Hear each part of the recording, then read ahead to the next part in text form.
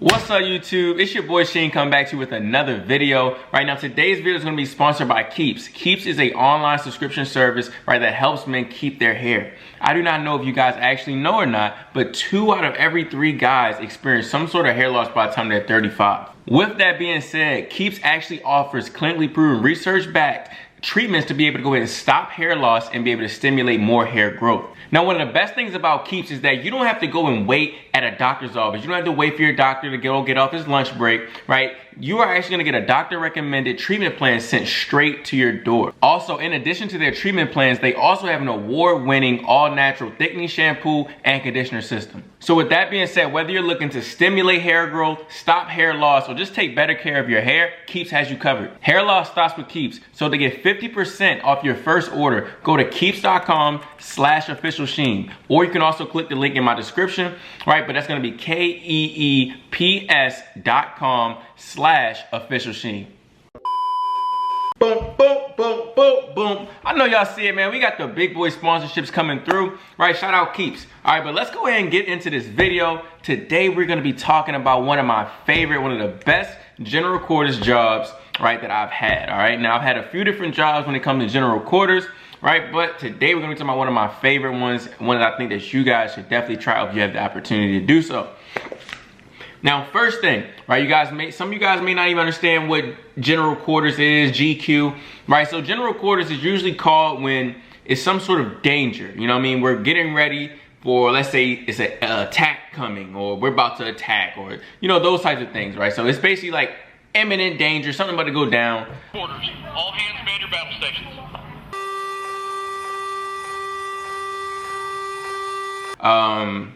Basically that, right? Don't overthink it. Something about to go down and we about to get ready to get some stuff done, okay? Now, guys, also, you know, I'm not gonna go in depth too much on certain stuff, right? Because y'all not finna go ahead and have the Navy knocking on my door trying to figure out, hey, delete that video, all right? So we're gonna get into it. I'm gonna tell you what I can tell you. I don't know if there's anything like I can't say, whatever, but I'm just going, anything I can think, don't say, I'm just not gonna say it, all right? Let's go ahead and get into the video. Now, the job that I'm telling you guys about, right, is gonna be known as a stretcher bearer, but not just a regular stretcher bearer, right? You wanna be a stretcher bearer that works in one of the BDSs, right? So what a BDS is, a battle dressing station, okay? Now, if you don't know what a stretcher bearer is, right, a stretcher bearer is gonna be somebody that, let's say it's a mass casualty going on, right? We've had something happened on a ship to where people are hurt or something like that. What a stretcher bearer is gonna be doing is they're gonna be putting people on stretchers, transporting them to the BDSs, right?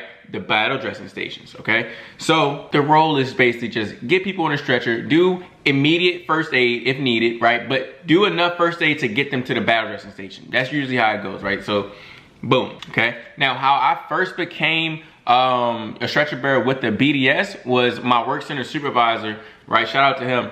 He actually was leaving the ship, so he actually handed me over his role, right? They had to bring a replacement, so I went with him for like the first couple weeks with him, right? And then once he left, I took over his position within the battle dressing station. So before I was actually a stretcher bearer with the BDS, I actually worked on a fire team, right? Now, of course, the fire team is gonna be fighting fires, right? But the worst thing about being on fire team is that you gotta suit up all the time, right? Now, if you guys have never been on a ship, you never experienced the general quarters, 9 times out of 10, right, a lot of people are gonna be in the hangar bay, right? So I was working in the hangar bay. I'm not gonna say what, you know, like exactly where, just because I don't know who's watching videos and I don't know what could be a clue to somebody. But we were working in the hangar bay, and that's where our general quarters was, right? So with me being in the hangar bay and we got to suit up, I don't know if you guys ever been in a fire suit, but it is pretty hot. You know what I mean? Like, it's pretty toasty in there. So when you in the middle of the south trying to see like I was, right, and you got the hangar bay doors closed, it's pretty muggy in there, it's humid, right? It's terrible being in that fire suit. And then after that, I actually went to go do dewatering, which is another station other than firefighting. I was doing dewatering, basically where you get water out of spaces that may be flooded, stuff like that, right? But I didn't like either one of those. My favorite was when I got to the 4 BDS, which is the battle dressing station. Now I'm gonna get into some pros and cons that come along with being on the battle dressing station. I mean, being in the battle dressing station as a stretcher bearer.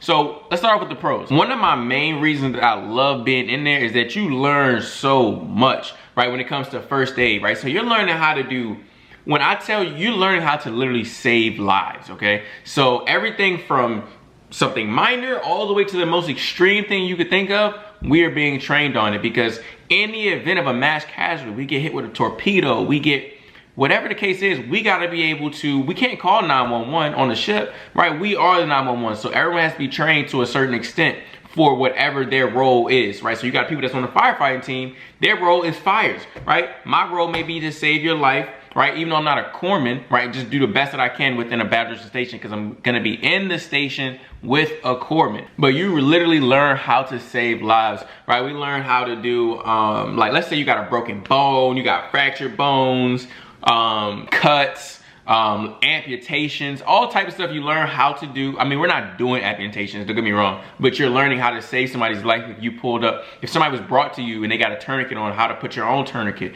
right? Or if you've seen somebody, how to apply a tourniquet, how to do different things when it comes to first aid, on how to save your shipmates in the event you have to do that. Another one of the pros is that you don't have to carry around extra gear. You don't have to worry about going to get suited up and all this type of stuff. When something goes down and they ring general quarters, right, or it's time for training, right, all you got to do is come as you are for the most part. I mean, you're supposed to have on your coveralls, of course, right? Have on your coveralls, right? And you just got to have your flash gear. So that's going to be your flash hood. It's going to be your gloves, right? Because you're doing intricate stuff saving lives. You're not putting on a fire suit.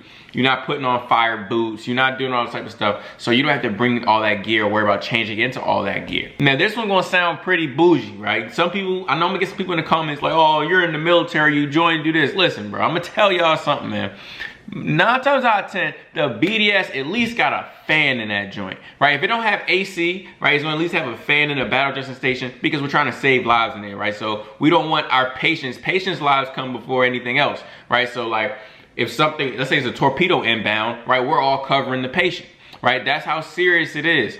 So, you know, if it's an option to have more comfort, why not have more comfort, right? I'm not trying to be suffering for no reason, right? So most battle stations have an AC, right, or some type of fan unit in there, so where you guys keep a little cooler than a lot of the people that's going to be in the hangar base, right? So everybody that's watching this video that's been in through general quarters, you understand what I'm saying, right? And you guys understand how that's a gold mine finding a general quarters station that's going to be a little more comfortable than everybody else. Y'all know me, man. I don't sit here and try to be this gung-ho military guy like, nah, bro, I'm gonna keep it all the way official, right? I want the AC, I want the fan, I need all of that, right? And of course, the last con is kind of what I already spoke on, is you get to save lives, right? You get to understand how to save lives. It gives you so much confidence, even when it comes out, when you come to the civilian world, you know how to do so many different things, right? You know how to save a life, you know how to do CPR, you know how to, you know, whatever can come up, you pretty much know how to help that person, at least in a little bit, or at least until EMTs get here or the ambulance get here, you know, those type of things. All right, let's get into some of the cons, right? So one of the main cons is this is not gonna be for you if you're a squeamish person, okay? So if you can't handle blood, if you can't handle seeing somebody with their arm off, or, you know, you can't see somebody amputated or people in distress and stuff like that, then this is not gonna be a job for you. Because when real things are popping off, when people are losing legs and stuff like that, because we've had incidences like that, when people are losing legs and have gashes and it's blood everywhere, people are gonna be in distress. It's gonna be a lot of screaming. It's gonna be a lot of people will fight you, right? You may go to a scene, check scene safe, now you're trying to help this person. They are in so much stress, so much shock, they may fight you because you may be trying to help them, but they don't understand that you're trying to help them. You see what I'm saying? Like, if somebody's leg is off their body and you're going up and you're trying to help them, trying to put a tourniquet on, so you're putting your knee in their groin, do you think they're gonna allow you to just do that? You know, they're gonna fight you because it's gonna be hurting, right? So if you can't handle like blood and high stress levels, then this may not be for you, because this for sure is not the job that you can just freeze up on. People's lives are gonna be at stake in the event, right? Now, hopefully you can go through your whole contract without having to use any of the stuff they taught you, you know, because we don't wanna see shipmates hurt, but that's the reality of it. My second con, which these cons aren't gonna be a con that comes with the job for the most part, it's just really a con for the person, all right? So if you're a person that can't handle a lot of responsibility, also this is not a job for you. Okay, you can't choose to like, oh, I'm gonna try to hide in my rack and not go to GQ today, or I'm not gonna do this. You need to be learning. You need to actually be in GQ, actually really applying yourself to learn, because you should always have it in the back of your mind, like in the event anything goes down, I wanna be ready. I wanna be somebody that can be a help to what we got going on, right? Especially with stuff that's going on in the world right now as we are speaking, right? You guys gotta start paying attention. Stuff is, you know, it is what it is. And another thing I wanted to touch on when it comes to being a 4BDS stretcher bearer, I mean a BDS stretcher bearer, I was a 4BDS, but a BDS stretcher bearer is that it looks very good on your eval, right? So when it comes down to it, right, and when it comes to evals, and I can make a total separate video on this, right, even though I just, you know, whatever. But here's the thing. When it comes to being on evals, you're going up against your shot, right? So that's eval is basically like how they grade your performance, right, on whether you should advance to the next pay grade or not, right? So when you're basically competing against everyone in your shot, or competing against whoever you're competing with, right, for the EPs or the MP, right, which is a must promote versus an early promote, you want to be able to set yourself out from the rest, right? So that comes with doing jobs most people don't want to do, right? Or doing the job that most people can't get, right? Which is going to be a job like this. Also, it's just a lot of different things, like how hard working are you? Do you have your qualifications, right? And being a 4BDS stretcher bearer, you have to have a lot more qualifications than the regular person when it comes towards first aid. So you're going to be getting a lot of different qualifications that's already outside of your rate, probably, unless you're a corpsman. So it's good to go ahead and tackle that, so that way it can help you out on your eval, so you can go get some more money, man. Another great thing is that after doing 4BDS stretcher bearer, you can then, if you're interested in it and you like it, you can continue to try to go up the ranks and try to be like an MTT, right, which is a medical training team.